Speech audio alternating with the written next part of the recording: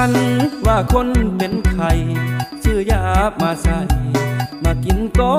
ดี แต่คนคิดฮอดนี่ดีกินยายังมันก็บ่สู้เห็นยังก็คิดเห็นแต่หน้าจนว่าอ้ายสิเป็นบ้าปวง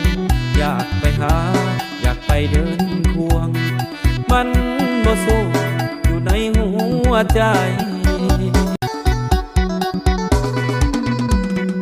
คันว่าคนเป็นไข้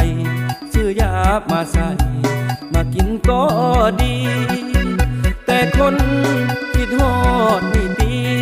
กินยายังมันก็บ่สู้เห็นยังก็คิดเห็นแต่หน้าจนว่าอ้ายสิเป็นบ้าปวง